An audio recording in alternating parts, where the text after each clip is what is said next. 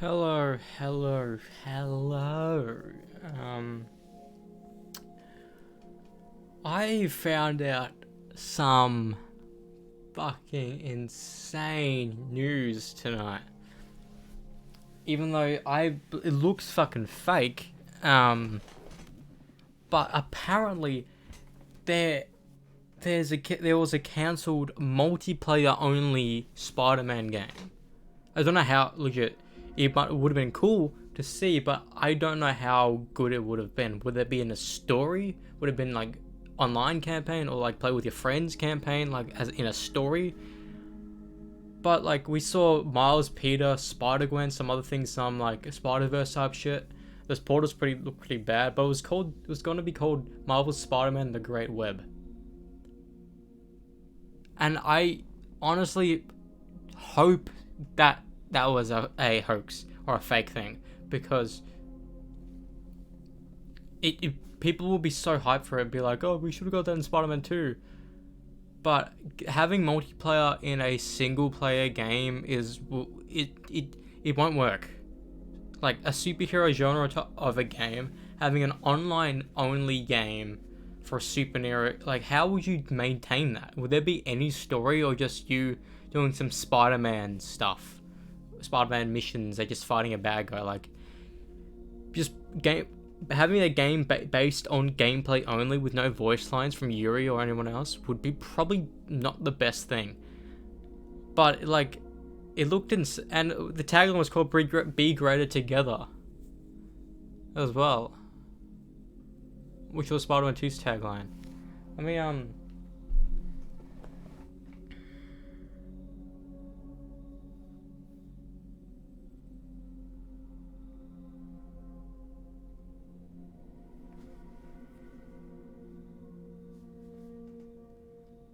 like how could it have been leaked 4 hours ago?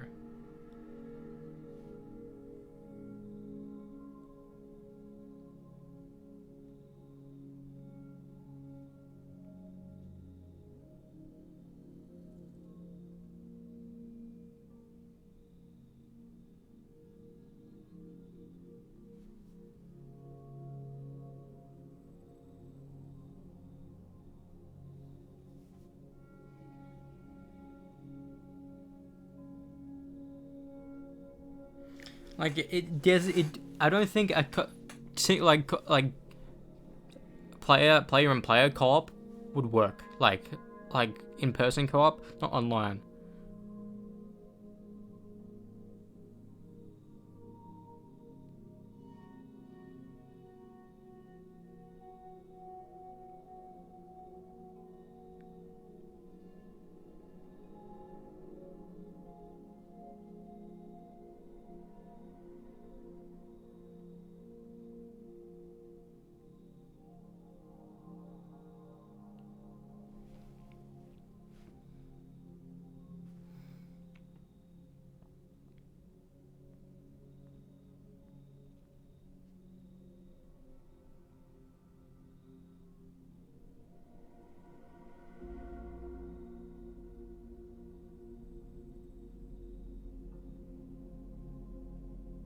Like I don't think it would work. I think it would be like fucking like Sony or PlayStation wanting to get cash in on like the Fortnite type shit. Same with Suicide the Squad, Justice League type shit. But I don't know how well that would work, because every superhero game is a single player experience. Having that be forced into multiplayer, sure, playing with your friends would be one thing. Like having you play as Peter, your friend play as Miles, or vice versa. That would be cool. Doing crimes and bosses together.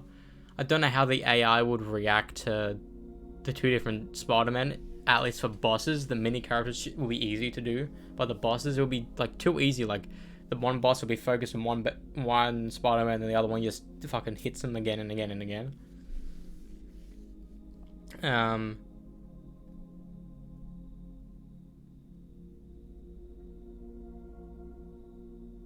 but that's just weird to think about. It really is. Like they cancelled it, like either in favor of Spider-Man 2 or in favor of something else after Spider-Man 2. I don't know. All I know is that it just feels like it was Spider-Man 2 and it was a proof of concept, because it had like a unique area, but the portals did not look good. Like, who knows? Like, because I just looked it up and apparently it was leaked that they were working on a game months ago. They leaked it like December or some shit. But it was the game trailer leaked. Like, how can you leak a trailer? Like, either someone in the team did it, because that's how these leaks happen. Someone in the team has it, purposely leaks it, or has a GitHub folder with a bunch of code and people can extract video from that code. That's how we got the Guitar 3 beta, essentially, with Master of Puppets and a different Fire Flames chart, and like uncensored cursing. That was actually had movements to it.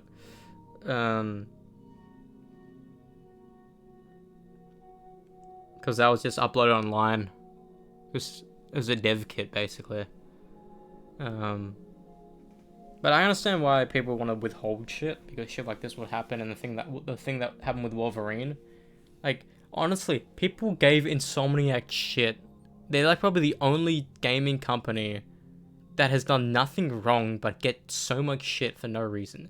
With Spider-Man 1, people harassed them for the Amazing Spider-Man and Raimi suits. We got them. Miles Morales was a game not really many people were asked for, but we got it and it was fucking sick. And gameplay was way better than the first game. Story, I don't know.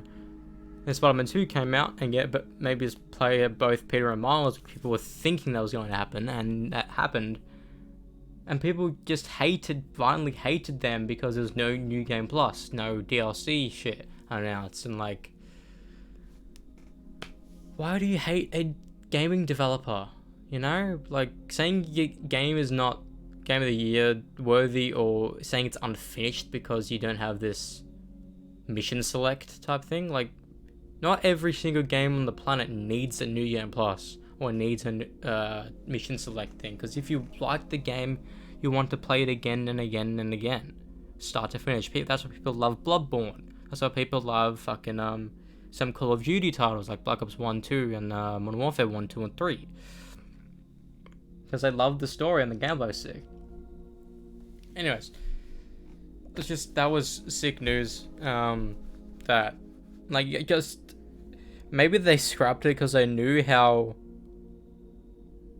people would, at face value, would think this is amazing, but I think they realized that it wouldn't be as good as people think it would be. Because, like, think about it. In multiplayer in Spider-Man, what can you do there? The only thing is having bosses and a bunch of crimes.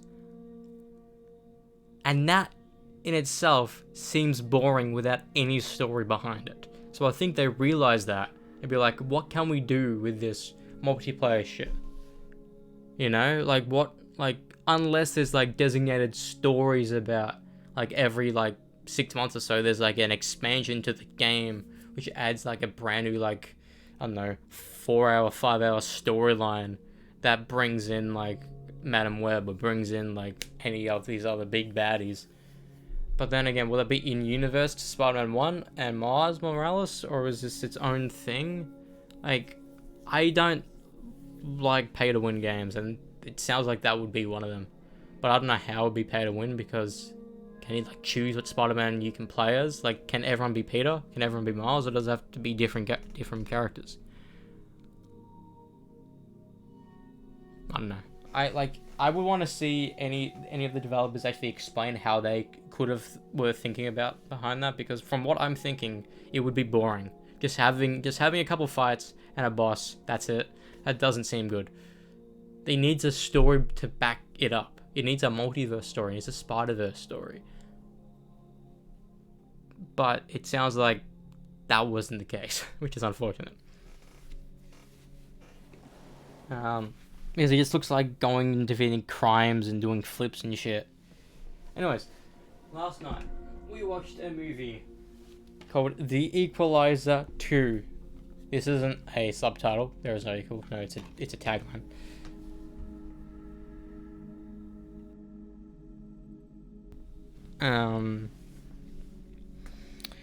This photo isn't in the movie like the first one was. He doesn't really use guns in this movie either.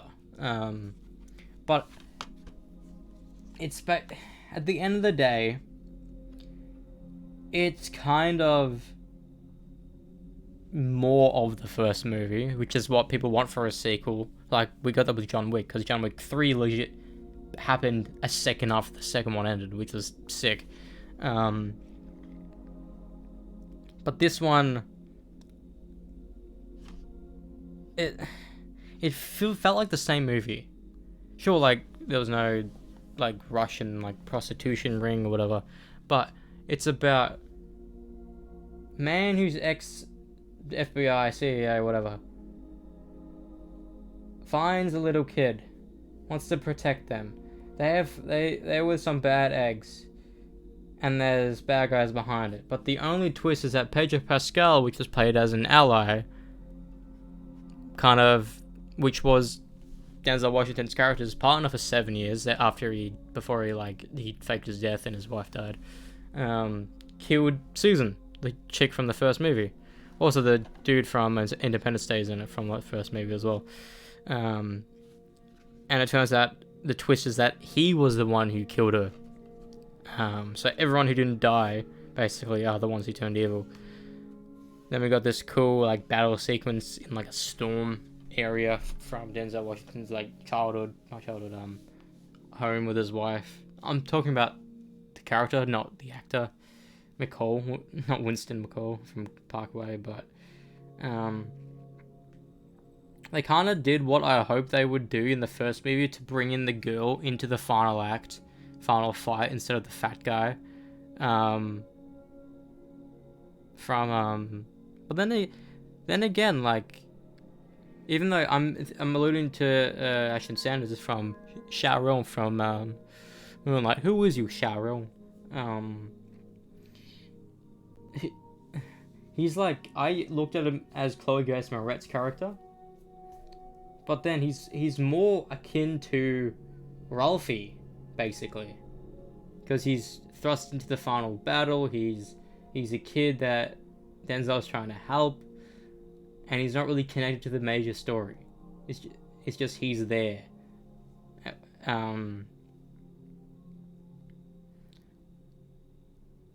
I mean, it wasn't as gory as the first one. It felt like it was the same movie but less of the first one. Like, so, it's something that made the first one just special in its own right. Like, it wasn't more of it like what you'd expect from, like, Mission Impossible. It kind of felt like it was the same story. The only thing at it is that they killed off a character that we're meant to like, even though she's only in one scene from the first movie. If she was a main character throughout the entire first movie, it would have hit hard. And I had hunch she was going to die because I watched the trailer of this movie, like, watching one of these other DVDs, like, a year or two ago. And we saw that someone he loved died, and I remember that scene where he's fighting the people in that penthouse about that Lyft driver that drugged the girl up or whatever. It alluded to her dying or some shit in the trailer, so I was like, didn't she die? So, like, that's kind of a spoiler. You're telling us that she dies. Why? So I wasn't really, like, sad when she died.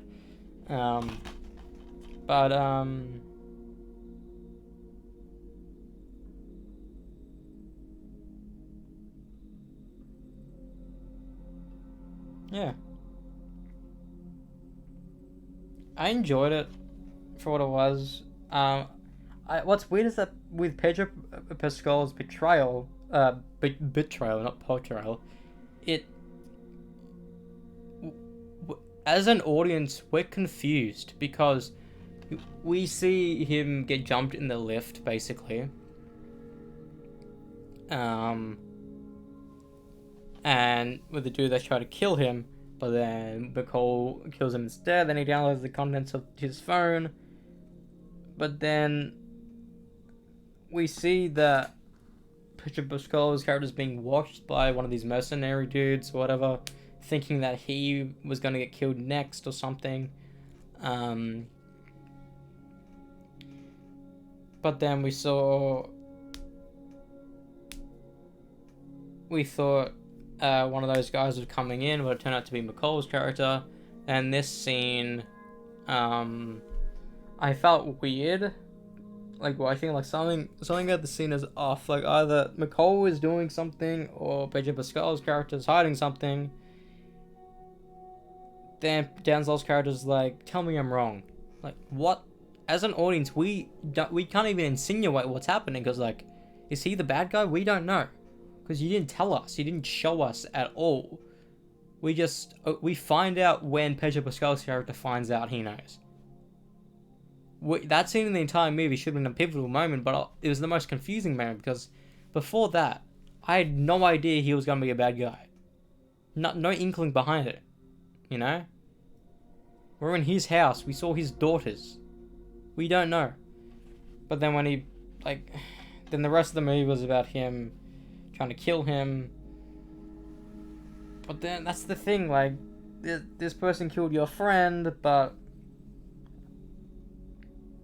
it's that this person's also your friend's husband's friend, and it's how is your friend gonna get brought to justice? Oh, your friend's killer, I should say. Which is like, that's the thing about the Equalizer. He just kills people. Not like John Wick, where John Wick has some merit behind it, because they're all like hitmen. But then like,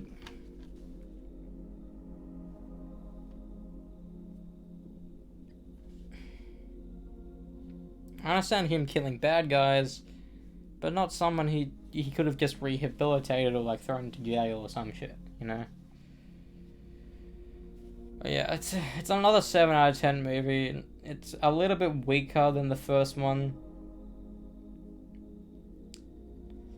I really like the story at the beginning where he's getting a daughter back to his mother because his father was a part of a Portuguese cartel or whatever. So that father like forcibly pulled him away. So then he killed his men. Then he did this thing like, I'm gonna ask you to walk away or do something right. And give the daughter back, and you won't feel any more pain or whatever. So that we see the daughter get returned, and then we see that daughter later on, and it turns out the daughter is the daughter of the librarian that he sees to get his books. Which was that was a pretty cool scene because she was saying shh. Oh, he was saying shh to her, and the her was doing that to him as well, because she would be the only one who knew that he saved her, because we saw her seeing him on a train, but we don't see him picking her up, or if it was one of her father's men who dropped her off or whatever. Either she's remembering him from the train, or either she's remembering him from saving her. Which, either way, it's a pretty wholesome moment. That's Equalizer 2. I'm hoping Equalizer 3 is better than this, because, like, that's the thing, like, it's either the sequel is weaker than the first, or it's a little bit better. Then it's either the third one is the worst of all of them, but the best out of all three of them. I'm hoping Equalizer 3 is as good as the first one, even though on IMDb it says 6.8 and this one's 6.7. So I'm hoping it's a little bit better. So I'll be watching that later tonight. And it's my birthday tomorrow. And also, Knotfest is coming back next year, which we're assuming. But they announced it before Knotfest already happened this year, which is weird. Like, why would you announce the next year's festival before this year's festival? And what's annoying is that the people who purchased tickets for the Knotfest this year get priority tickets for next year. What? That's fucking bullshit. Just because we didn't want to go to this lineup means we get to miss out on next year's lineup? Whoever decided that was a fucking dickhead. You know? Like, because that's the first thing I read. It's like, really? It's cool. 25th anniversary film self-titled, which is this year. Meaning they could probably play the entire first album, even though basically they do that every concert anyway. They play majority of the subtitled, some Iowa, some Subliminal, then just one or two from every other album. They didn't even play Devil and I when we saw them last year. It's crazy to think. Because that's one of people's first Slipknot songs nowadays. It was one of my first Slipknot songs. Step outside, see the devil and I. But I think they played Custer though. So I just wanted to see if they actually play the entire album or not, because if they do, it will be cool but also be boring, because they already play the only songs I know from self-titled, which is the majority of them. Like the first half of the album I know back to front, but then the second half it kind of teeter-tatters off after Tattered and Torn, no pun intended. Like I kind of like these songs I don't know. Like it would be cool to hear Liberate, but some of these other songs I don't know. But I'd rather hear fucking. I'd rather hear like fucking Snuff. You know, I'd rather hear Gematria. I'd rather hear. I mean, like it's cool. Like Trivium's doing that with Ascendancy, but I want, because you already play a bunch of the self-titled. I don't want to see, unless they're just doing a tour. Then this Knotfest, they played for 2 hours, and the first hour is them doing the album, and the next is, because I thought when we saw them that their set was short. It didn't feel as long as it should have been. It's also weird having your own festival. You're always going to be the headline act. Even though in America when they have Knotfest, in Japan when they have Knotfest, they're always there. But if they do a festival every year in a different country, it kind of makes sense. Like they don't want to come back every single year to do a festival, because that's kind of like a big commitment. Because not every single band goes to a country every year. But coming back 2 years after is pretty decent, you know? I saw Slipknot for the first time in 2016, and that was for the Grey Chapter. But then we saw them in 2023 for the End So Far tour, but it was kind of also the We're Not Your Kind tour, because they cancelled on us due to. That's the thing, like, as either Knotfest Australia was always going to happen, or since Metallica cancelled on us is what inspired, like, we need to give them something after this tour has been scrapped. Either we tour them just by ourselves, which they could have done, or give them Knotfest, and which took a couple years to develop, because. Or Frontier could have. I don't know who decided that fact, like. Maybe we could have gotten both. I don't know. We just don't know. I kind of would have rather see Metallica and Slipknot together, being a headline tour together, but I don't know how that would have worked. Like, would it be like 2 hours of Slipknot and then 2 hours of Metallica? Because if that's the case, everyone's legs will be fucked. I would rather, and of course I bought pit tickets for both. Did I? Yeah, I did.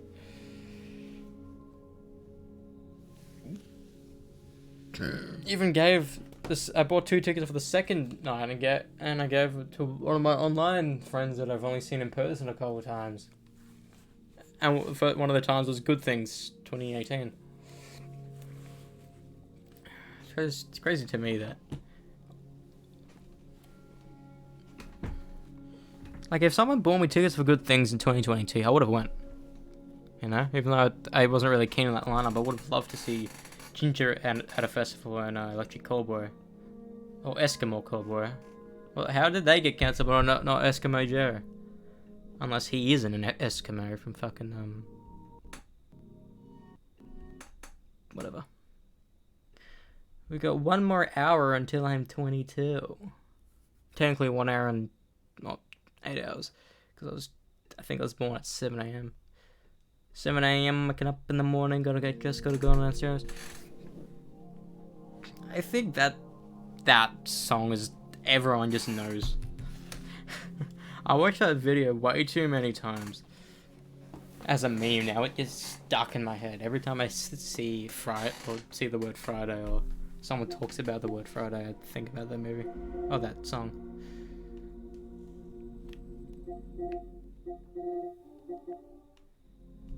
Anyways, let's continue. You do the Shewood rushes. Yeah. Also need to double check the trophies.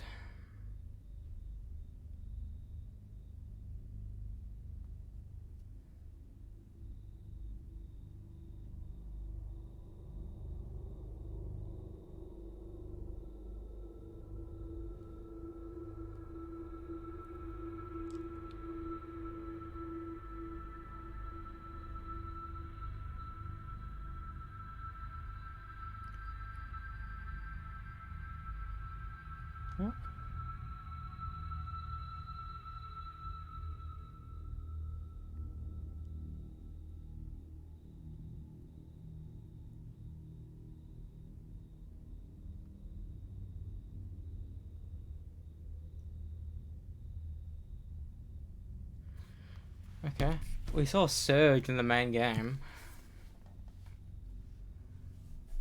I think we're gonna get another brand new ability, which is Surge.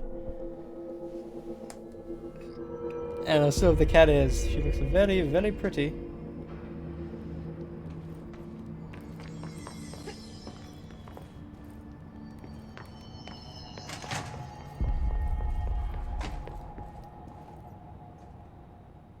I've looked through the docs we found in Dimensional Research. That slide projector is extremely powerful. You were right to shut it down.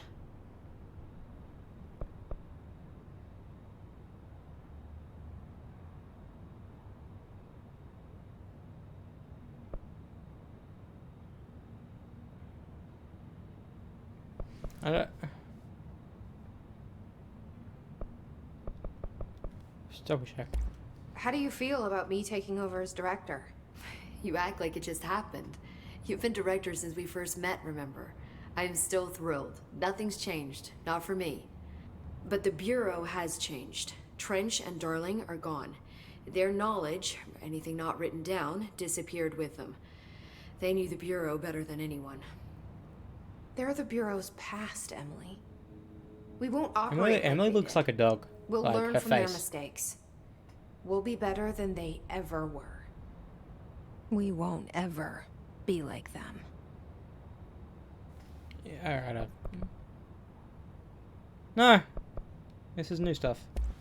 When the hiss got into my head, I saw some weird things.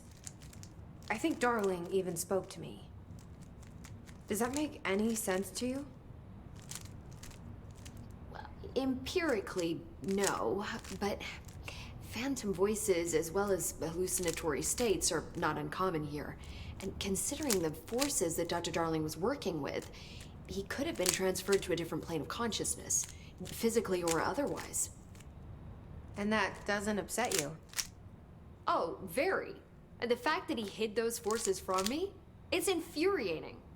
But Darling's dream was always to look beyond our reality. This time he may have taken a step too far, but as long as his consciousness can perceive his surroundings, I'm sure he's loving it.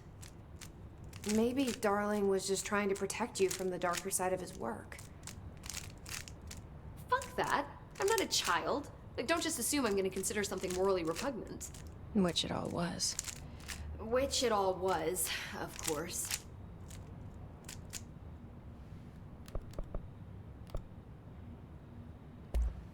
How is Dylan? The same.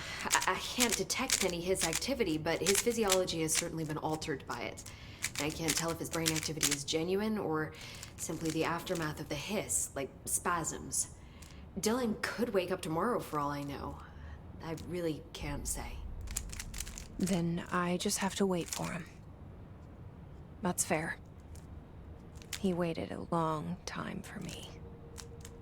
But don't worry, we'll be monitoring him round the clock. If he wakes up, we'll be ready. I don't mean that in a hostile way, just... well, you know. I hear you. My brother isn't exactly popular around here. I hope one day he'll have the chance to change that.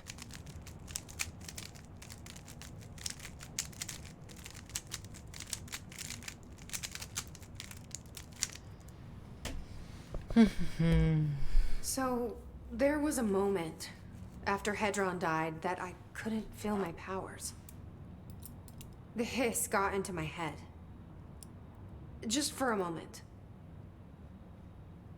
So that explains the HRA outage. Before we knew what was happening, the Hiss had us. They were in my head. I saw terrible things. I mean, I was about to go under forever when the Hiss was pushed back. The HRAs had come back on. Dylan vanished afterwards, and we fought off the Hiss that came after him. So if Hedron's death knocked out the HRAs, that means there must be a new local source for them to relay, which I'm guessing must be... me. you. Hedron is dead, assuming that word even applies to a resonant-based life form. But whatever it awakened in you, the power you call Polaris, is still active. Or at least, that's what my instruments are telling me. I don't think we're ever gonna understand all of this. And I'm okay with that. I'm just glad you're here with me. That's good to know. Thanks, Emily.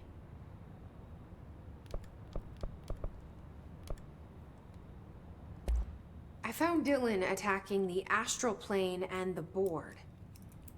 What was he hoping to accomplish? Huh. Since they arrived, Hiss have been corrupting objects of power, which have an inherent link to the astral plane. Maybe their goal was to access the astral plane and the board itself. That still doesn't tell us why. His motives are a difficult thing to work out, but I have been digging through confidential files and noticed a strange gap in knowledge regarding the board. Looks like any data on them has either been deleted or was never gathered in the first place. Then maybe it's time someone looked into that. Maybe it is.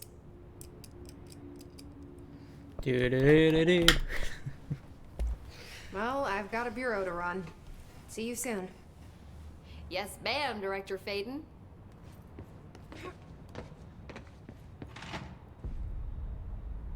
Oh, I skipped.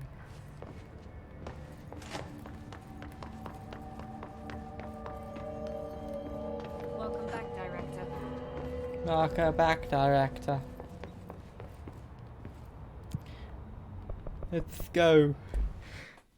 Wake, Alan, wake, wake. That's the one thing I'm remembering from Alan Wake 2.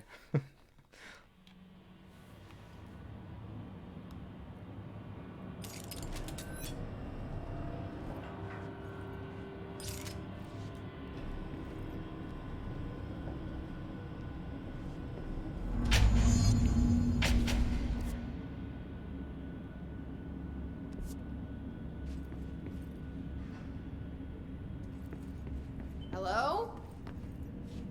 Anyone here? Guess not.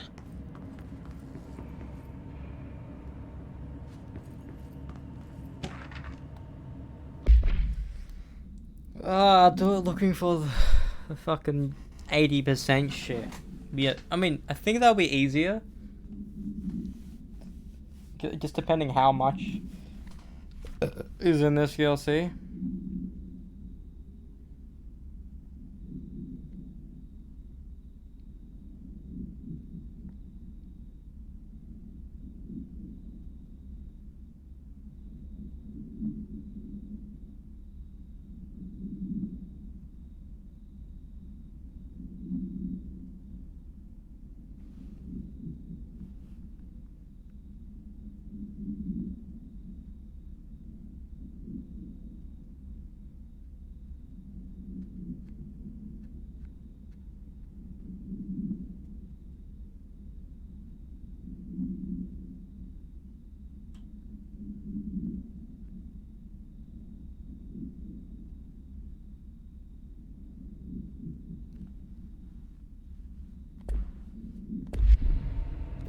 Seems a lot more crowded than the rest of the Bureau.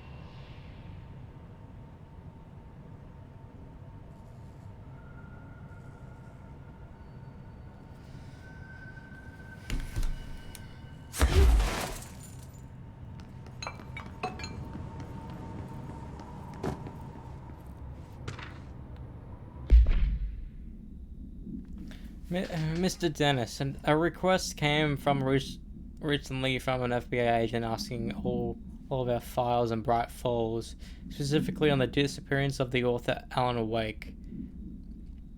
Per the Interagency Information Exchange Agreement, I had some paper pushes gather up a folder of all pre-approved files. Don't worry, all the inappropriate materials are either missing or redacted. But I'm writing to let you know that we received this request from a special agent named Alex Casey. Sounds familiar, right? That's because Alex Casey is the name of the fictional detective in the hard-boiled crime books Alan Wake wrote. Pretty interesting that an FBI agent sharing a name with the most famous character Wake wrote is looking into a case dealing with the writer's fiction coming true. I think this is worth looking into, but what's your opinion? Just give the word and I'll start surveillance on this guy. Special Investigator Gleason. This is like set up for Alan Wake 2. It's crazy. Darling.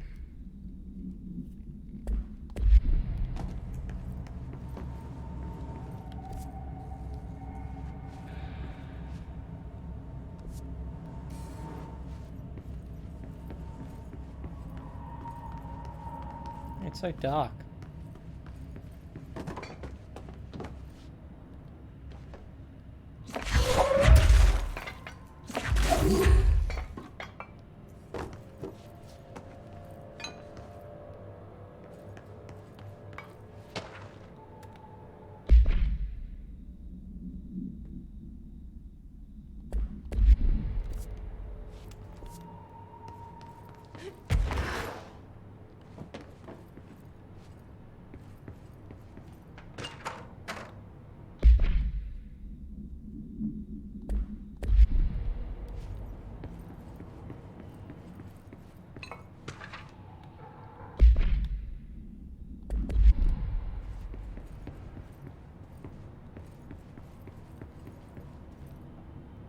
Alright, so I need to put something in there.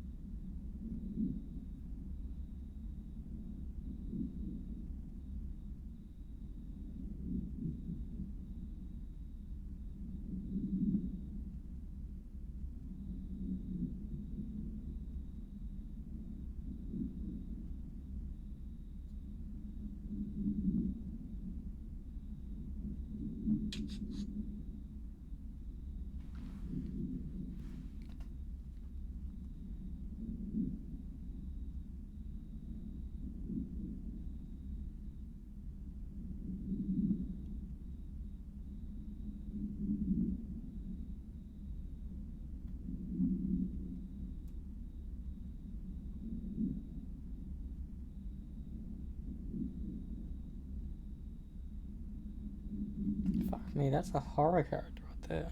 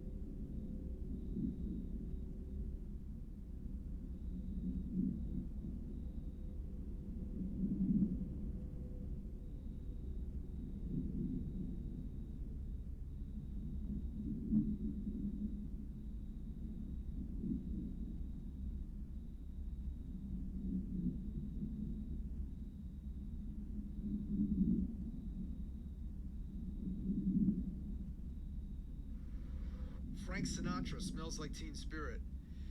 Well, I'm no Richard Cheese, but I'm willing to give this a try. Here it is.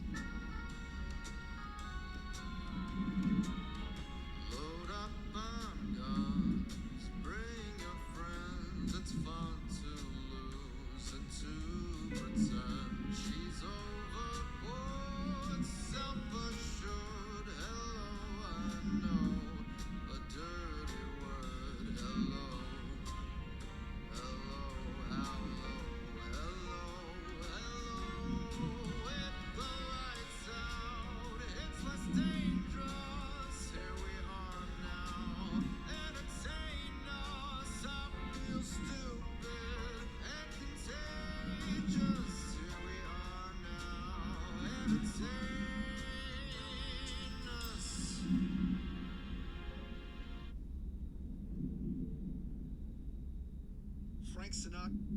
Frank Sinatra smells like Teen Spirit. Frank Sinatra smells like Teen Spirit. Well, I'm no Richard Cheese, but I'm willing to give this a try.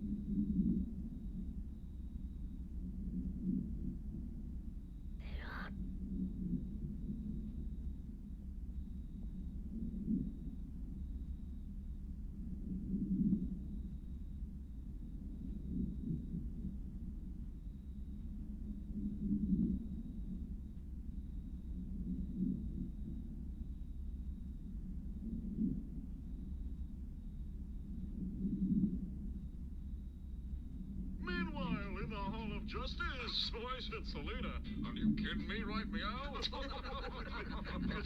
Seriously, guys, think about it. I mean, the amount of problems I could solve if I just had super speed for one day. Oh, trust me, buddy. You don't want to go down that route. What are you talking about? Just believe me, Bruce. It's not all it's cracked up to be. The hell are you talking about? It's super speed. You do stuff quick. What's the drawback?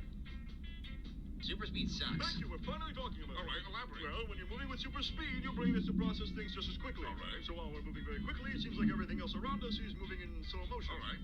Still not seeing the inherent problem here. Not really. All right, well, tell me if you've heard this before. Oh, no, Superman, this hydrogen bomb's about to explode. Quick, read this 500-page manual in a tenth of a second to learn how to disarm it. That is an amazing Well, strip. if I'm shipping from your end, it looks that way. I mean, from your perspective, it just looks like open the book and go, all right, cut the blue wire, case closed. But for me, everything is moving in regular motion. So when I do that, I am sitting down and reading it page by page, word for word. I mean, that's still Now, amazing. can you imagine how insane it would be if there was like a live bomb right in front of you and you had to somehow focus on reading the entirety of Huckleberry Finn? All right. And it would be one thing if I just had to read the book, but no, I have to actually learn how to fucking disarm a bomb. I have to learn how to perform surgery. You guys couldn't just give me a book and ask me to bake a fucking cake or something? You have to, it always has to be like biomechanics or fucking All right. physics. But that's kind of situational to begin with. What about just moving? What about just running? Yeah, I can speak to that. When you're going super fast, it looks really quick from the outside, but on the inside, you're just walking. You're just moving normal pace. And like if I just need to traverse like the city, that takes a while, but it's doable, but like, you guys have me running fucking to like Antarctica. Like, imagine walking to Antarctica on foot. Seconds become hours. Hours become days. So true. Oh my God, wait a second. So when you do that, like, run around the world, wind up punch, you're just Walking the whole way through, circling the Earth for what feels like years. Oh my God. I've lost my sense of self. Just trying to get the whole picture here. Well, I didn't understand this, and I thought your brain processed everything at the same speed, meaning that when you would run super fast, you would see it super fast. No, that's stupid. How would that even work? Well, think about it. How would you even control that? Like, how would you flip it on and on? Well, I just don't know how it works. Because if that were the case, that would mean that unless we're moving super fast all the time, the whole world around us would be moving in slow motion. That's, it's a fucking horrifying thought. Well, I guess you're right. Thank you. You know, I never really thought about it, but these powers can be a real curse. I guess me not having any powers isn't such a bad thing after all. No, you still say it.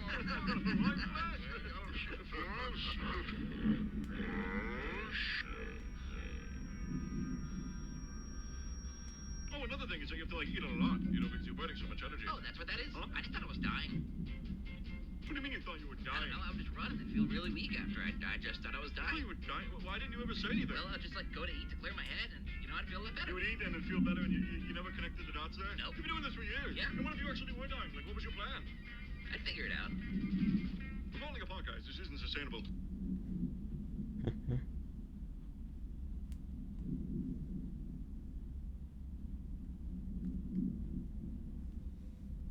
I ran into a friend of yours outside. I ran into a friend of yours outside. I ran into a friend of yours outside. I ran into a friend of yours outside. This is the first time I've ever seen this.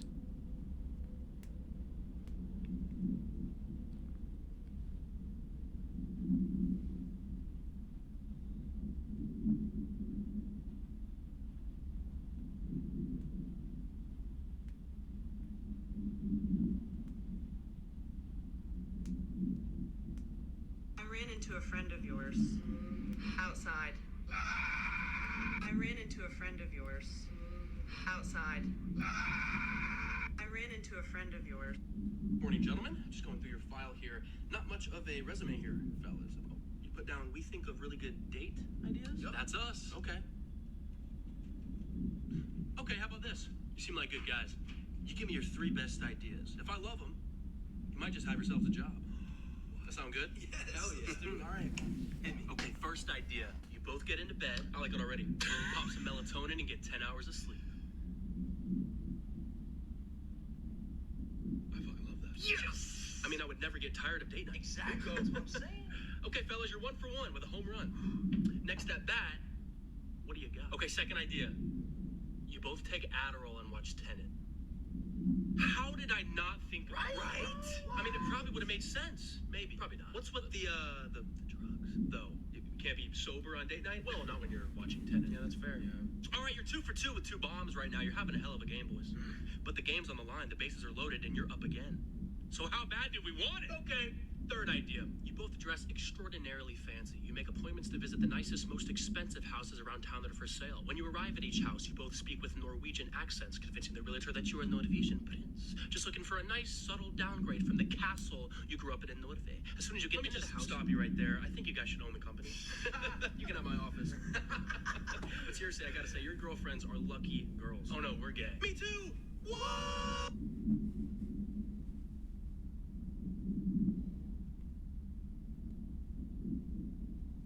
I've been told I need to get some glasses. Actually, anyone here wear glasses? Give me a losers. Don't actually need glasses. Just want to figure out where fucking dorks are. 4 eyes, 4 eyes, 4 eyes, 4 eyes, 4 eyes, 4 eyes. That was fucked up, sir. I didn't mean it, obviously. I was just trying to figure out where all the bullies are tonight. Found him. That's not nice. That's not nice. That's not. Glasses. I'm colorblind though. I'll tell you that. Anyone here colorblind? Yeah. Loser. Okay. Not actually colorblind. Got him again. Got him. Series of weird pranks, start to finish. The show. Got him again. No, I am colorblind. So...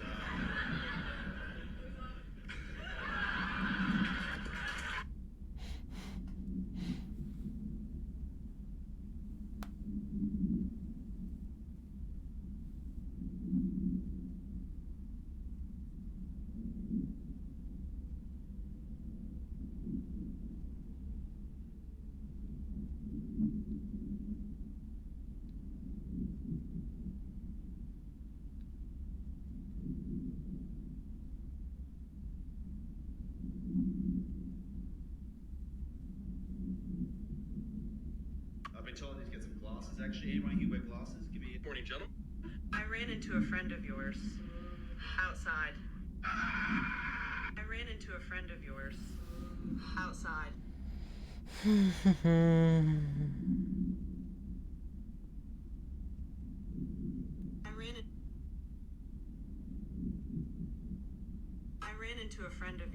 ran into a friend. We both tried to kill. This year's nominees for Best Animated Short come from countries across the globe, creating films that make us think and feel deeply. Here are the nominees. And the winner is... Elsa Pataki. Congrats, babe, congrats. Thank you. She couldn't be here tonight. She couldn't be here tonight, so I just want to take this opportunity to say she thanks me mostly for her performance and basically everything in her entire life. You're welcome, honey. Love you. Love you.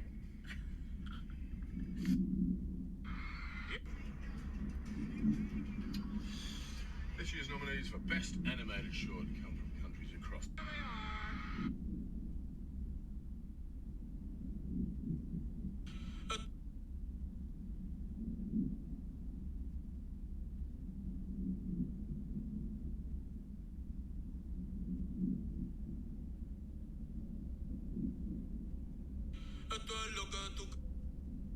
Please, where is Purple? Well, guys, one day, this woman and a pizza delivery guy, they pull up to a dairy farm, and they get out of the car, and she hands him a pew-pew. And he takes it, and he raises it up, and he points it at her head, and he pulls the trigger.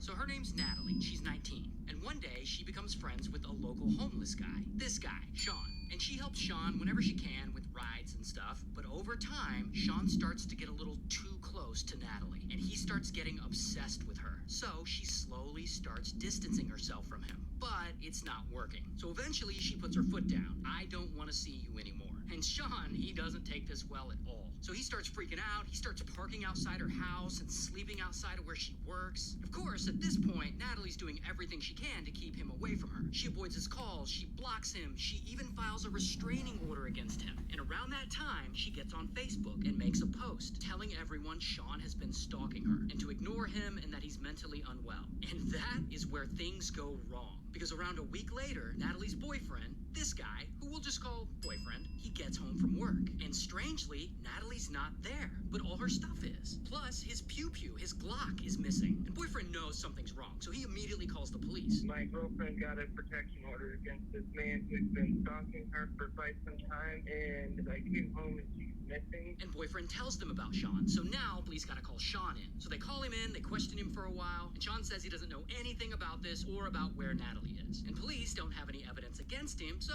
they let him go. And then Sean goes and makes a video about this, and he posts it on his YouTube channel. The Broomfield Police Department just got a hold of me. The next day, a hiker is out hiking in the woods near a local dairy farm, and suddenly, he stumbles across a body. Natalie's body. She had been unalived, shot in the head.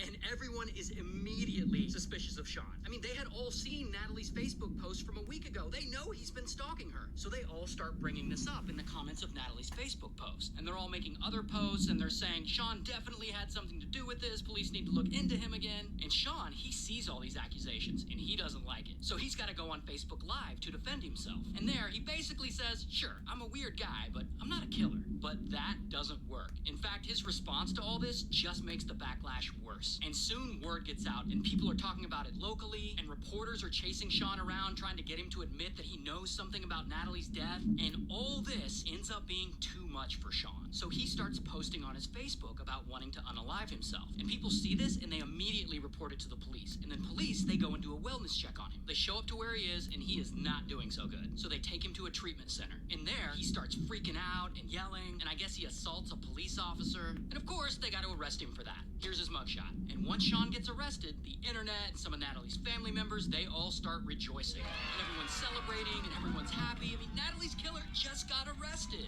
Until suddenly police let Sean go again. And not only that, they clear his name. So I guess Sean was right. He's a weird guy, but he didn't kill Natalie. Now at this point in the story, police have looked at everything they can, but they have no more leads. But then, about a month goes by, and they finally get a hold of Natalie's phone records. records, because it takes a while to get phone records. Once those records come in, police find over 100 messages to and from a number they don't recognize. That number belongs to this guy, who we'll call Pizza Man. So police find Pizza Man and they bring him in for questioning, and there Pizza Man says, yeah, he met Natalie once, but he really doesn't know what this is all about. So then Pizza Man starts bullshitting and he changes his story a bunch of times, but then after a lot of questioning, he finally admits that, yeah, he does know Natalie. And also, he was with her when she died. And then he goes on to tell them a version of what possibly happened to her. Here's what Pizza Man claims ultimately happened. About a week after making that Facebook post about Sean, Natalie wakes up in a really bad place. She's depressed, she's having issues with her boyfriend, she's got this guy stalking her, she's also got some drug issues she's been dealing with. She's a whole mess. And so she's thinking about unaliving herself. But she can't actually bring herself to do it. And that is when she gets a crazy idea. She'll put an ad on Craigslist looking for a hitman, and that hitman can come unalive her. So she goes to her computer and she types up this ad and she posts it. And like, who the hell would possibly reply to this ad? Well, minutes later, someone actually does reply. Pizza Man. And he tells her, yeah, he can do it. He says he's a hitman. In fact, not only is he a hitman, he says he's an experienced hitman. But in reality, he's not. He's just a guy who works at Domino's. So Pizza Man and Natalie, they start texting back and forth a ton. And Natalie tells him she's serious about this and she wants it to be over with quick. And she asks him if he has a pew-pew to do it with. And Pizza Man's like, no. And she's like, all good, I have one. And she goes and gets her boyfriend's Glock. Later that day, Pizza Man drives over to pick her up. So he gets there, and then she gets in his car, and they drive around for a few hours, and they're looking for the perfect spot to do this in. And eventually, they find that perfect spot. It's near the woods on this dairy farm. So they stop at the farm, and Natalie hands Pizza Man the Glock, and Pizza Man is like, are you sure you want to do this? And Natalie's like, don't try and talk me out of it. So then Pizza Man raises up the pew-pew, and he points it at her, and he closes his eyes, and he pulls the trigger, shooting her in the head, just like she asked him to. So then he grabs her purse, and he throws the purse and the Glock in the trunk of his car, and then he drives away. That is the story Pizza Man told police, that she wanted to unalive herself, and all he did was help her do it. And no one knows how true his story is. Regardless, it's still legally murder. So they arrest Pizza Man, here's his mugshot, he takes a plea deal, and he's sentenced to 48 years in prison. Shout out to Craigslist and Domino's.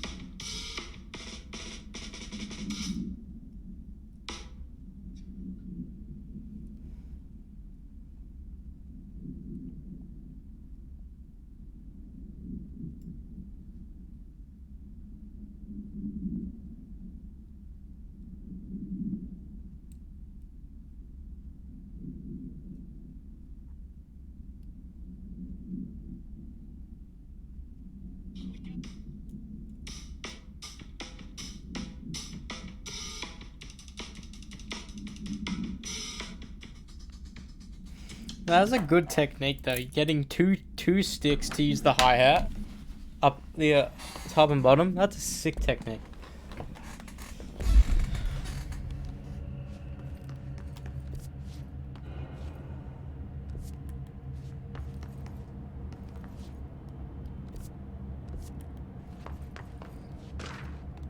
Cauldron Lake update.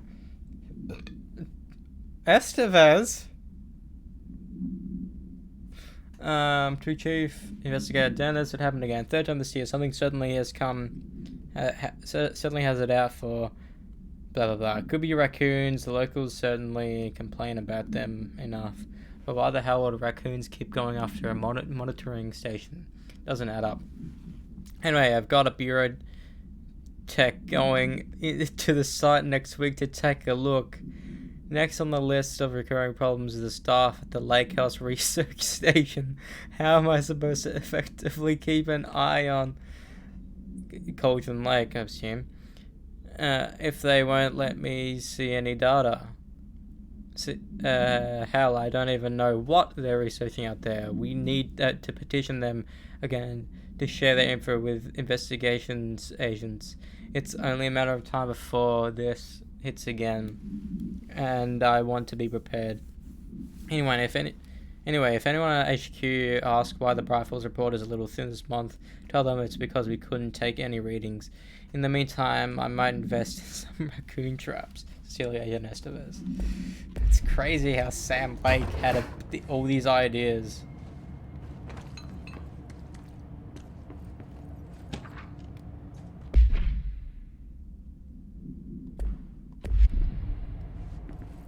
Like, imagine those who played this game without playing Alan Wake. They'd be so confused.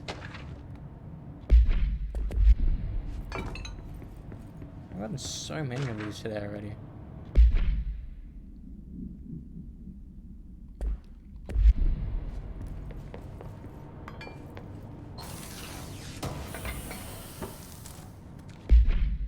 This is a new one? Holy shit, it is a new one. Fuck, I'm gonna have to start deleting a bunch of these.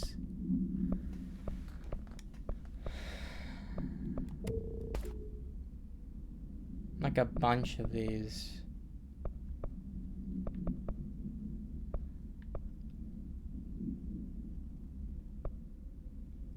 Let me delete every blue one.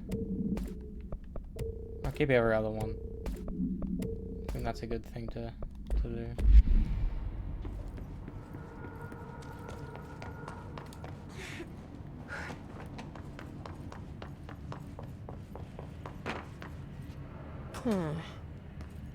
It's not working.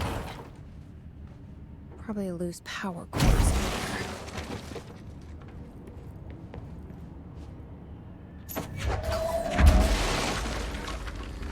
There. Now that gate should open.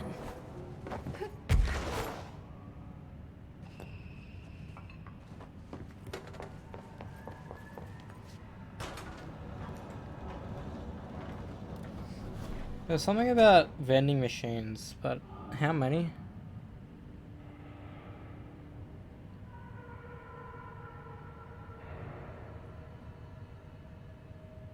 Alright, there's 4. I mean, there's 5 in total. And apparently it's glitchy, so you just do it when you get up to it, I suppose.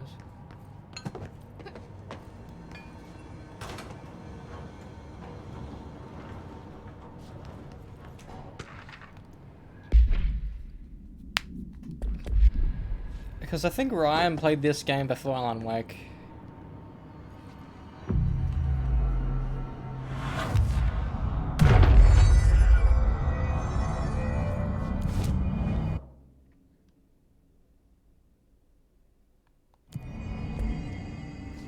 I'm no detective, but something definitely happened here.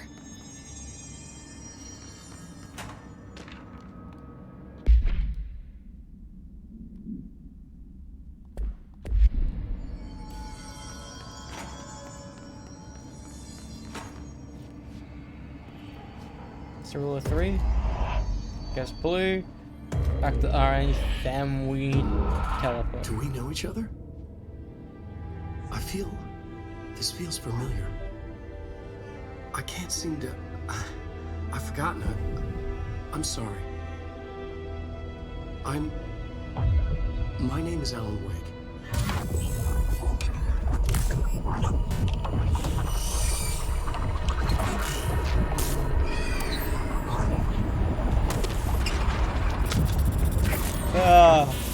Alan Wake 1.5.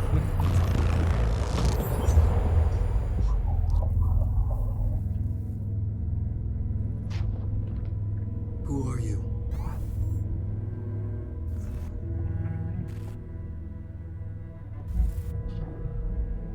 Who are you? Do I know you? I'm your friend Tom. Tom Zane. There's nothing to worry about. Tom. The poet. The diver. You look different. That was just a role. A character. The protagonist I played in my old film. I'm a filmmaker. No terror like yourself. We're working on this together, remember? An artistic collaboration.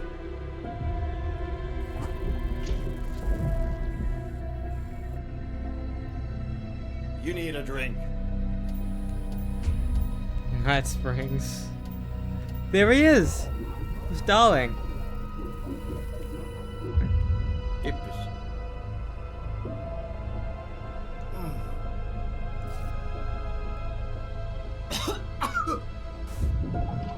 That's just a look at Ilko. Endless darkness. Nothing holds still. But we're very close now. You've been writing. You found a way to escape. It'll work this time. Writing? You found a way! No. I don't... Wait. There's something. It's my double. He's out there. I've seen him. Yeah. Nothing to worry about. I'm dealing with it. It's fine, my friend. Let me handle him. You've met him? What the hell? Now, come on. You misunderstand me. That's crazy. That's like Alan Wake from the first game, but then these visions are from Alan Wake 2. The hair. That was Alan Wake, the writer who went missing in that AWE case I read about. What's he doing here? So, that confirms that people who play Control found out Thomas Zane looks like Alan Wake. I found out in Alan Wake 2. But that makes sense because it said he met him before, so it would be referring to this DLC. This is why I should have played this before Alan Wake 2. Thomas Zane was with him. The poet. No, wait. He was a filmmaker. I always remember that wrong.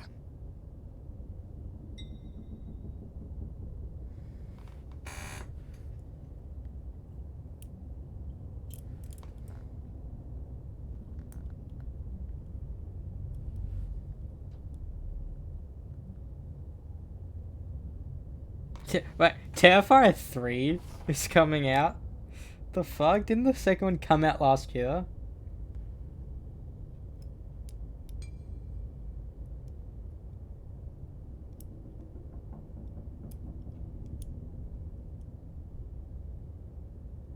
What is this?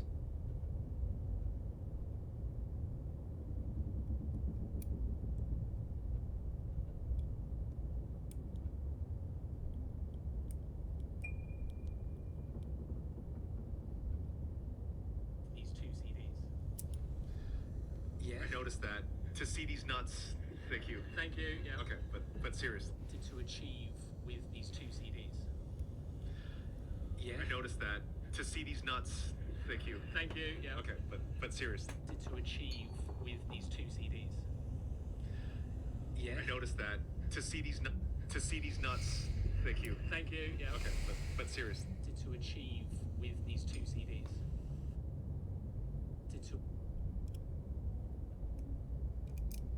To achieve.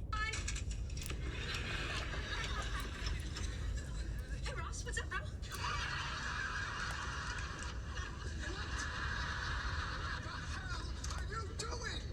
What's going on? Well, I think Ross knows about me and Monica. Dude, he's right there. I thought you were my best friend. This is my sister. My best friend and my sister. I cannot believe this.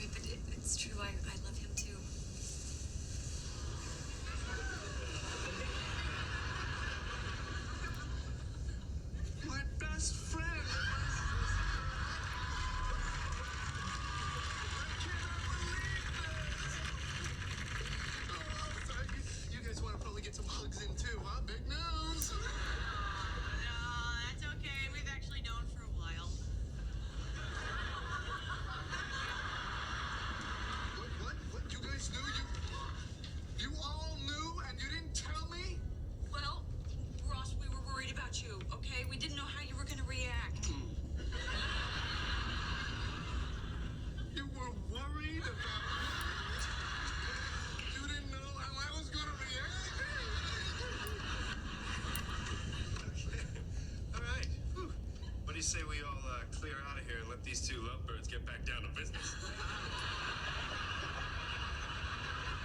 Hey, I'm just talking here. He's the one doing your sister.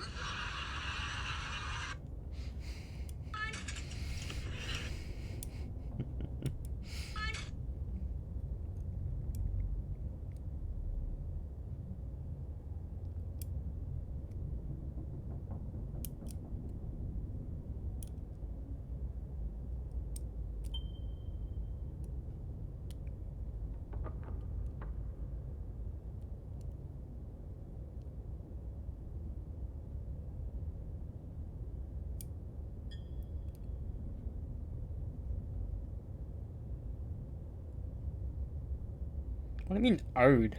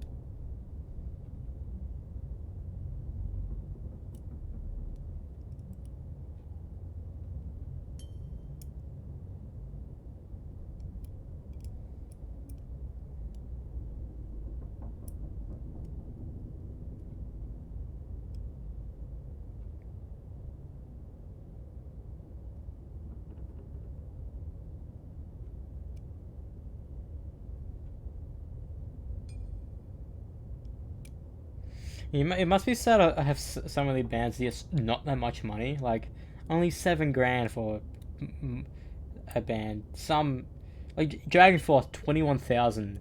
Then you fucking see a band like Slipknot being owed over 1.7 million. Like it's so disappointing. Like, they did the exact same thing, yet they had to get deserving of less. It's kind of a bit sad. People knew Dragon Force before. No, that's a lie. I think Slipknot was pretty big before Dragon Force made it big, to be honest. Even though I know about Dragon Force way earlier.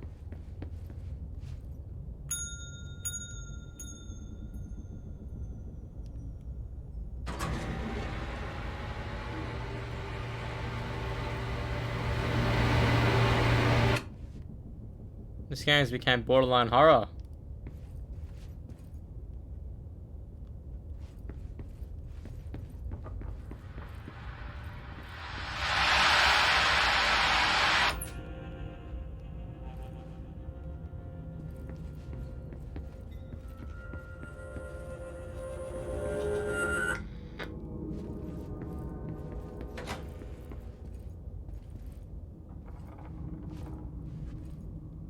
Give me a few again.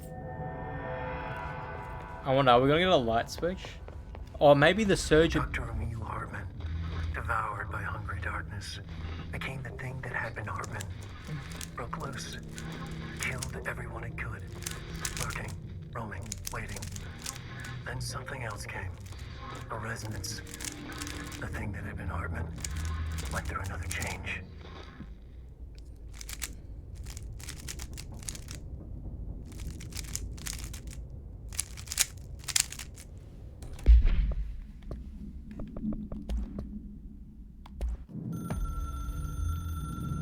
Dr. Emil Hartman was desperate. The Federal Bureau of Control had stolen his life's work. This was his last chance, his final experiment, what he'd been too scared to do before. Hartman dove into the lake, was taken, devoured by hungry darkness, became the thing that had been Hartman. Only an echo of him remained, fragmented impulses on autoplay. Violent, bloodthirsty darkness in the driver's seat. Emerging from the lake, the thing was captured by the FBC. Brought in, contained, studied. The thing broke loose, killed everyone it could. The FBC fell back and sealed the sector. The thing was alone in the dark, lurking, roaming, waiting. Then something else came. Not darkness, but similar enough. A sound. A resonance. It shouldn't be a surprise.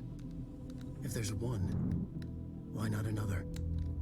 The darkness inside the thing could have been immune, could have resisted, fought, could have been passed by, passed through with no effect. But it didn't, and it wasn't. Maybe it had grown weaker over time, not aged.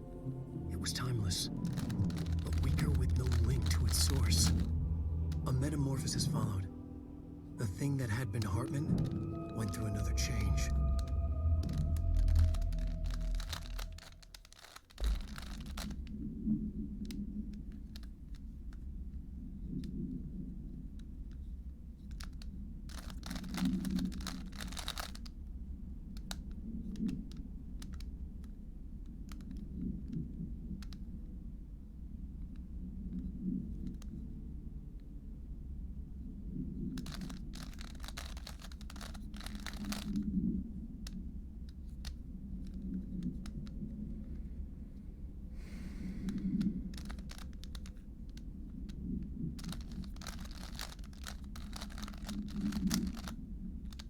I got a case that I just don't know what to do.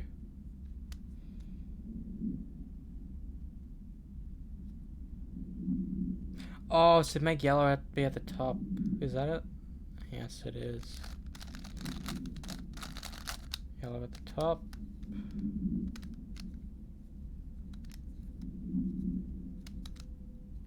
Yellow's at the top.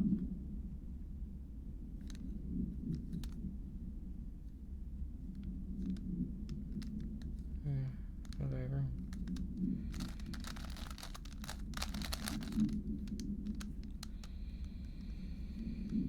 Now I have a case. What are the... Huh? How did I do this? Look at this. How did I do this? How the fuck did I do this? I didn't even know this was possible.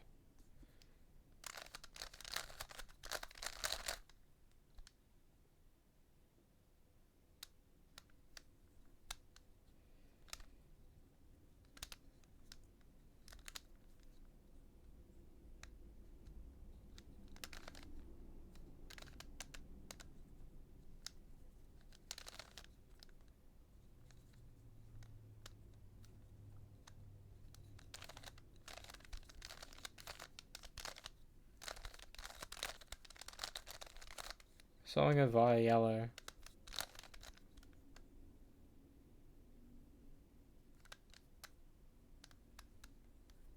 And it's now this. I'm so confused. What did I fucking do? Because this is a case I don't know. I haven't even seen before.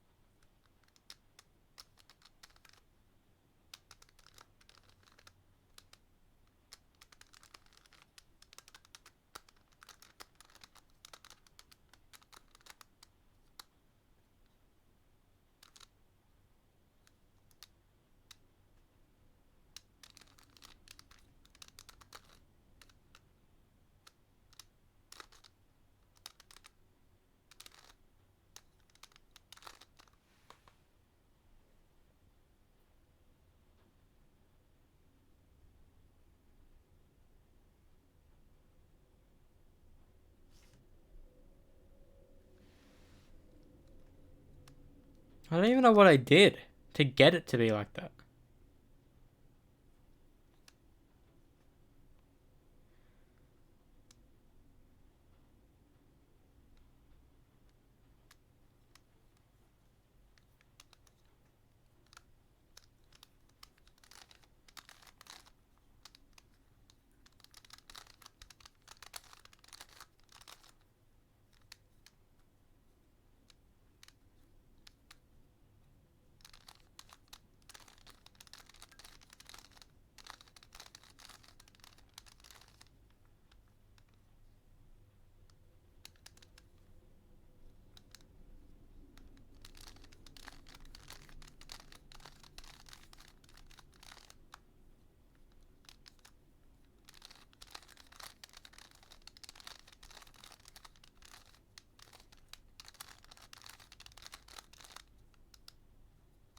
Oh, I somehow got into a good state.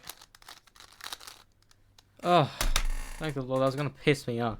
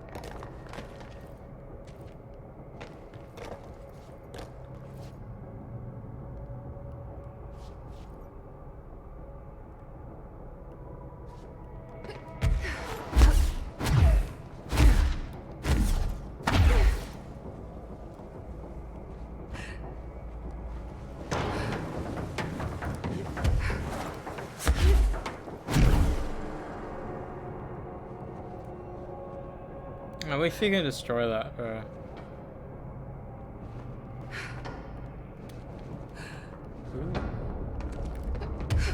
God. Oh, an Asian got stuck under there. Ew, that's... Ugh.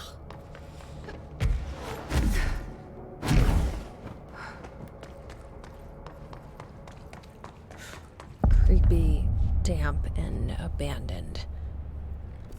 Why did Wake want me to come here? Wake. Alan Wake.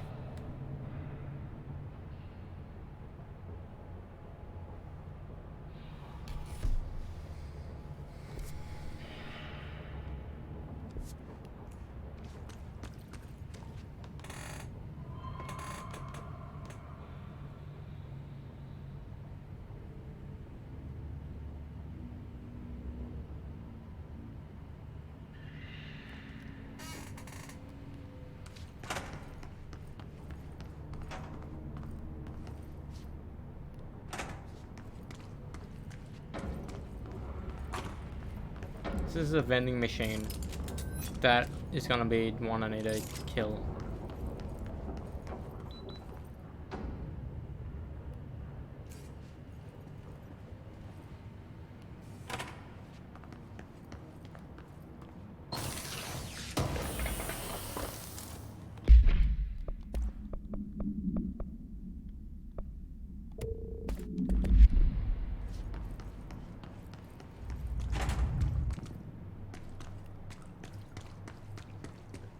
That doesn't look like a house shift.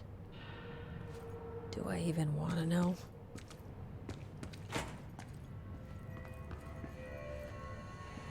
This is very hurting brain. Oh, it's now officially my birthday. BTW. I think I streamed on my birthday last year.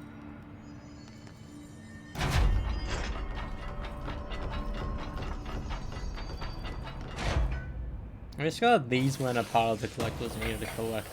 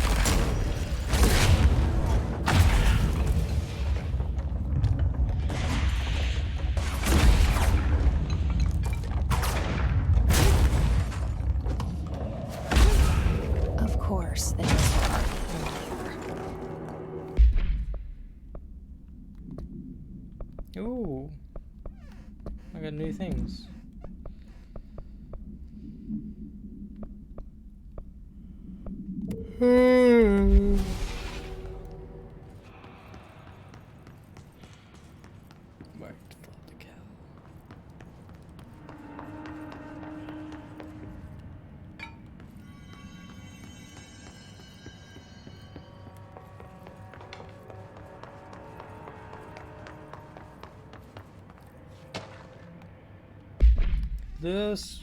Footless.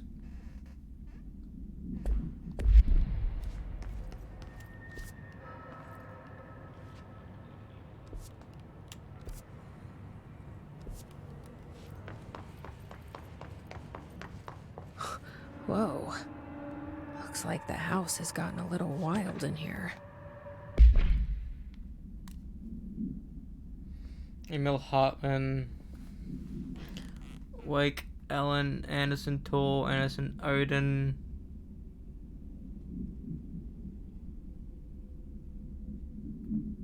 Buddha. Maybe.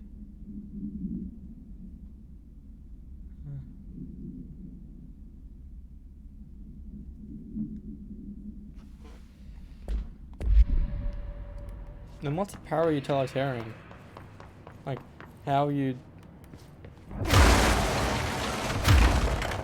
Okay. How do you, like, know someone's one of them? Do they, like,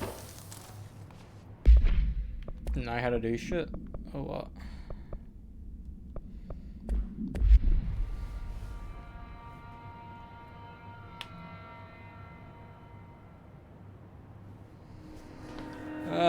And I'm now 22.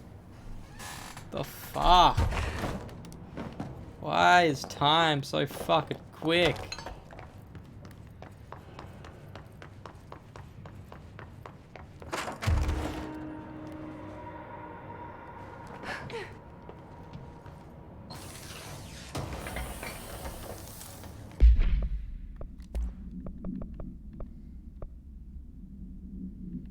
There's gonna be so many new things.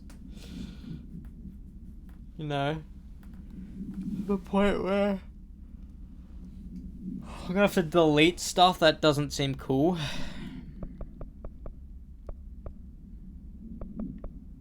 Or maybe some of these shit are only for the jukebox stuff.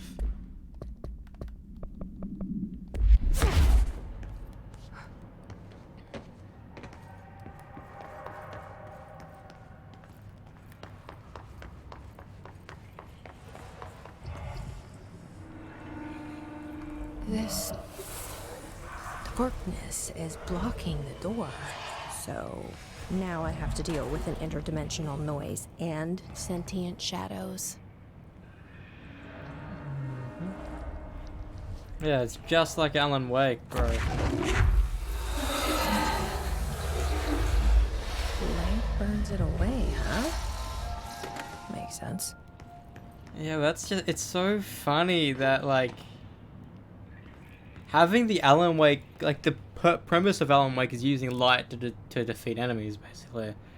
But having that just to be another ability you have in this game is so fucking funny to me. Because that means we're so badass.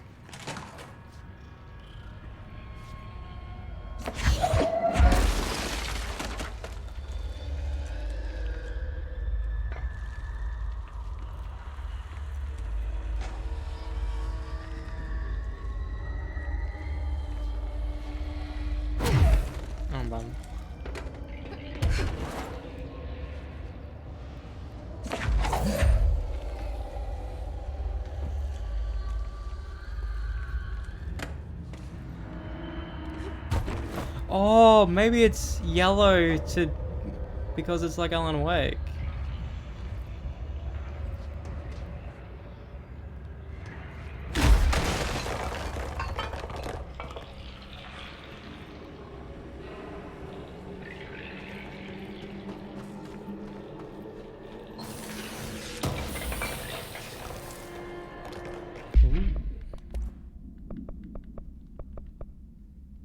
Launch speed on launch. What? I don't even know what that means. Launch speed on launch. Oh, okay.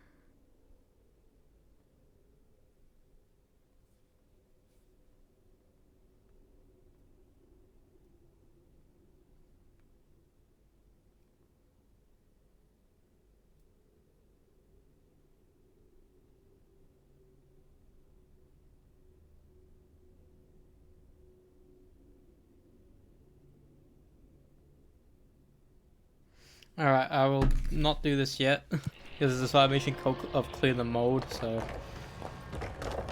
I mean, they probably will respawn, but I don't want to do it.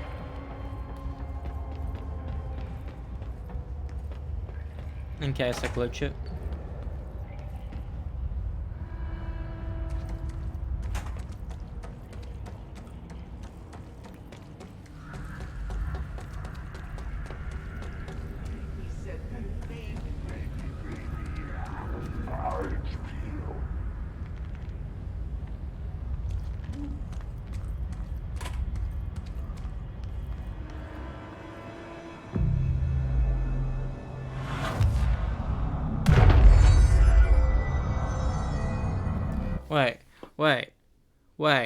Wait. Really? Do we have to get rid of the darkness on these enemies, then kill them?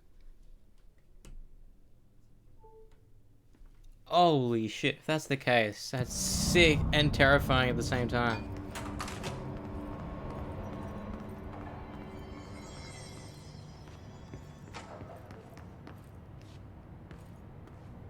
Oh, there's a plan here.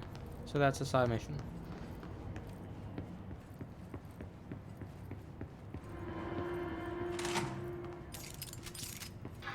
The third thing.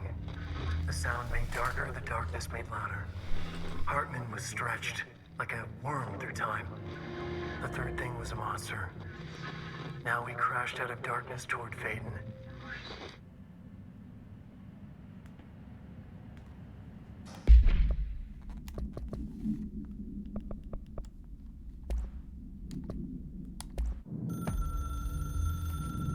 The resonance carves its way through the thing that had been Hartman, vibrating, remolding.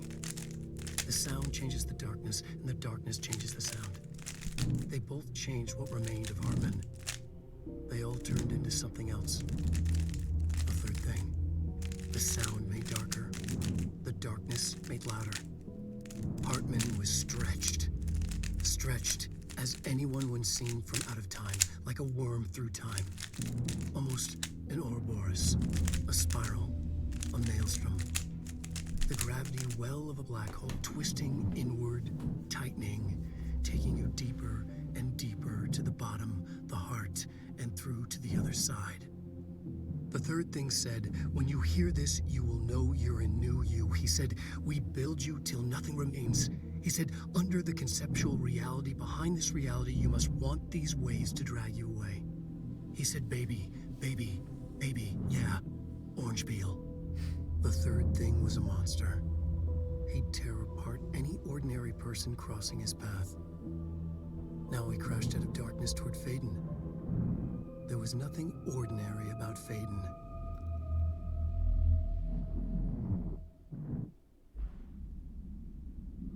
Oh my fucking god.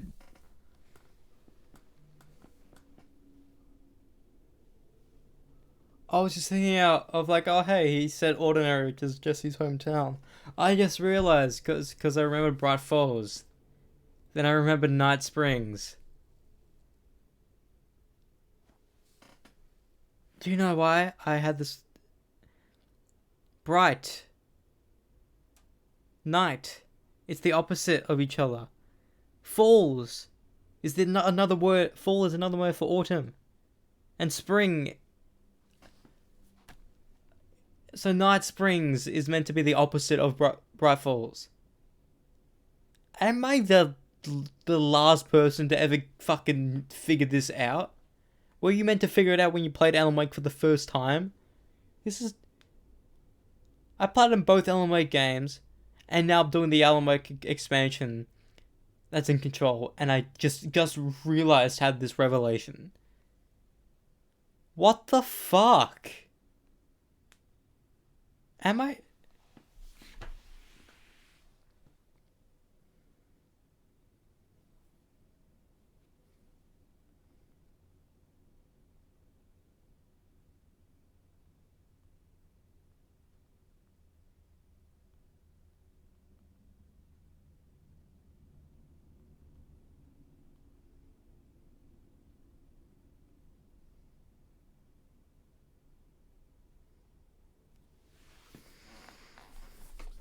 I'm fucking so dumb.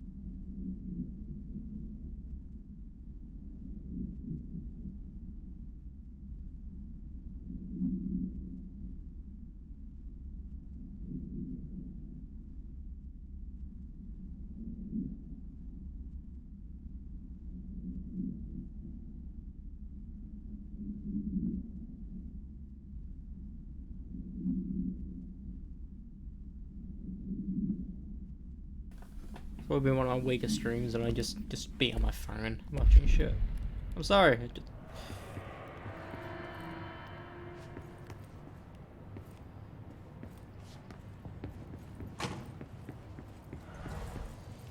Yeah, like.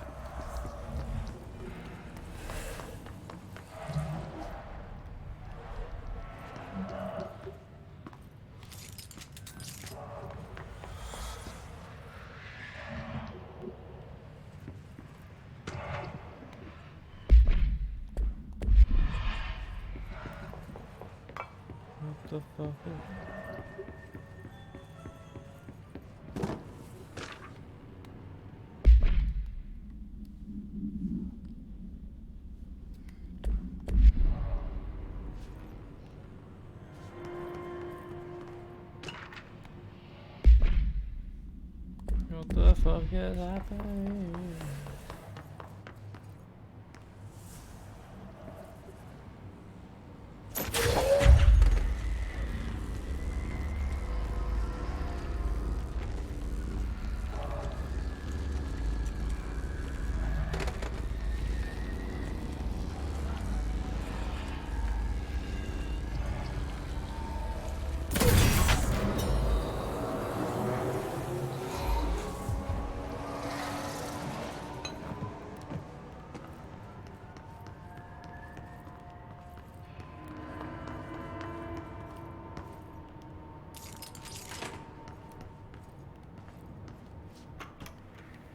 Reminder, all employees are required to report their hours at the end of each month.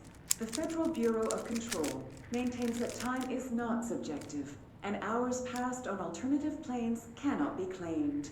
Astral dives do not accumulate overtime compensation. Thank you for your attention.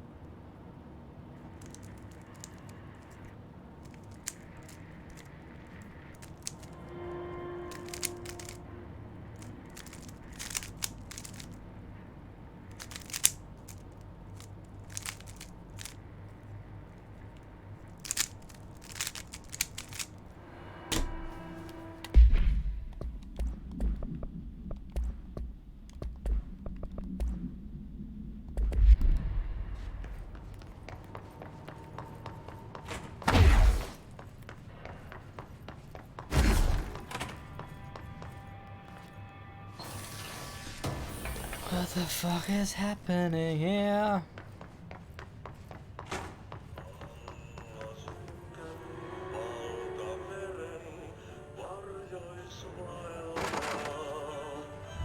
Lads in here have died standing up. Lighten them up. Ah, more plants.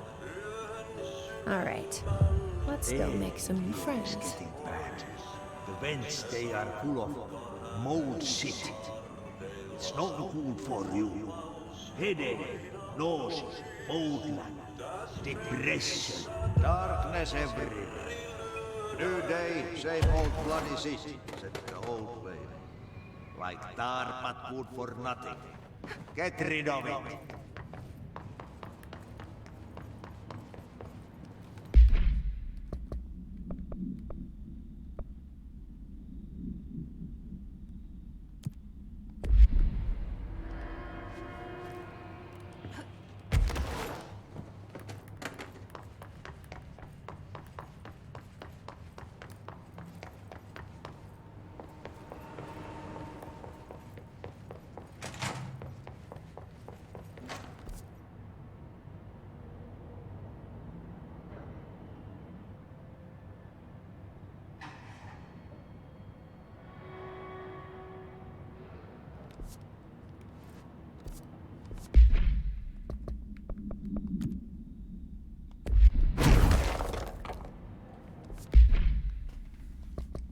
No, I will do this. do this later because there's seems like a lot of stuff to do.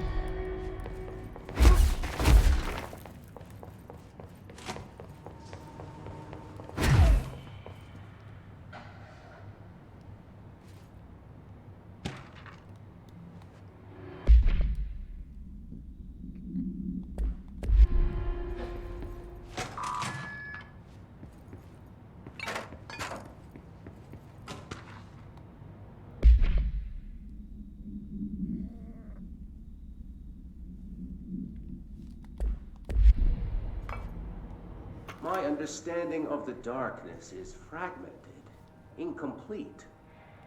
This abyss, this void, it very much does not wish to be understood. If light symbolizes knowledge, then it stands to reason that darkness would equate to ignorance. By its very nature, it abhors comprehension. Of course, my own nature drives me to comprehend all. We are opposing forces, destined to collide. And given this conflict of natures, we know that the light of truth will burn away the darkness, both figuratively and literally. Any significant light source can be used as protection, even weaponry against this metaphysical gloom. And then there are the artists. I know for a fact that Tom, Wake, the Anderson brothers, and Lane all had some involvement with the darkness. The question is whether their uncanny ability to affect reality through their art beckons the darkness, or did their work perhaps even create it? With Wake now secure in my lodge, I expect I shall grow closer to learning the answers to these questions.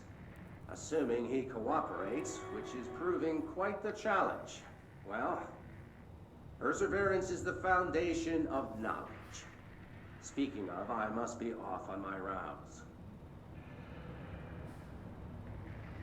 So it doesn't mean Emil Hartman was working for the FBC the entire time.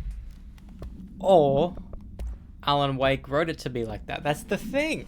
We don't know what's true.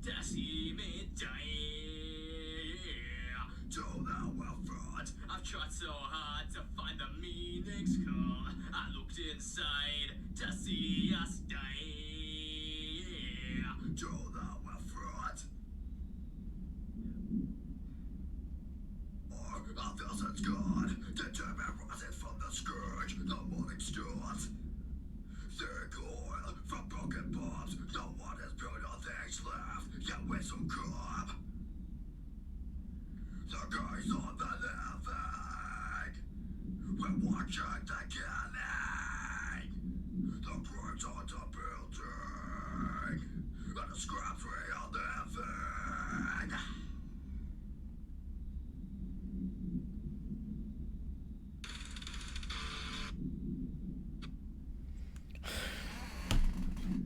What's weird is that I don't think my screams are loud, but when that's just it raw, not in the mic. Rise. No.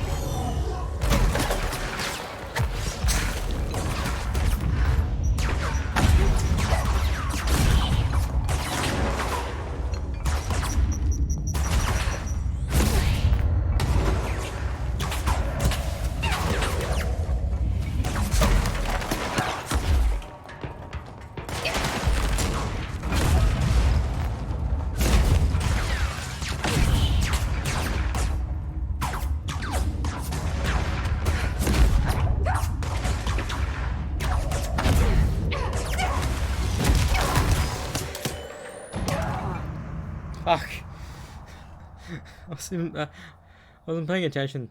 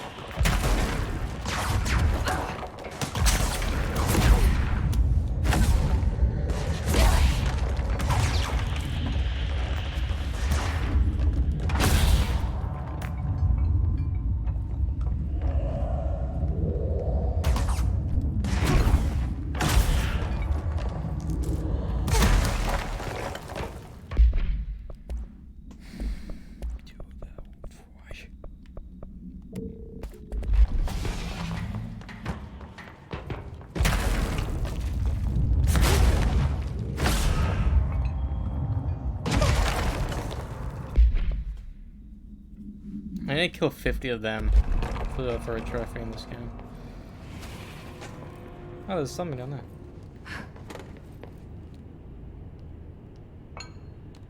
Agent Fisher, day 6 inside the motel.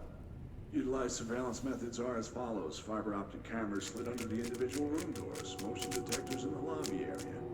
Tripwire, triggering a flash camera across the main entrance. Even fingerprint powder on the front desk. Results are varying at best. But mostly just inconclusive and unusable. The footage is corrupted. Sometimes even the equipment is damaged. I don't know how exactly. I think this place is making fun of me. That's the only explanation. I can hear them laughing and screaming behind the closed doors. I can hear the call bell go and ding multiple times a day, but when I look, there's no one there. I know I'm supposed to stay out of sight, but I've seen the doors closing just before I can catch even a glimpse of anyone or anything. They're messing with me, whoever they are. I think... Wait, shh. There's something. I gotta get this. I accidentally feed out an algorithm. Come on, you fiber optic fuck, cooperate. Okay, there we go. This is gonna be like an impossible case to even get, but I figured out an algorithm. Alright. was faint, but I definitely heard movement coming from the hallway. I think I might have finally caught one. Ha! The recording better work this time, or I swear to God I'll... What? Hello? Who's there? Oh, shit. I'm with the FBC. Move away from the door. I have a... Where's my...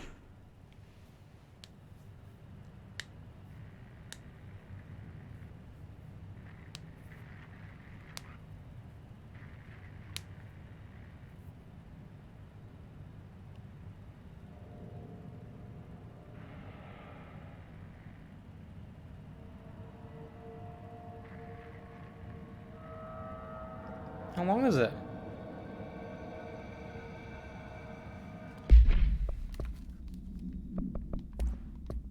Agent Fisher, day 6 inside the motel. Utilized surveillance methods are... Agent Fisher,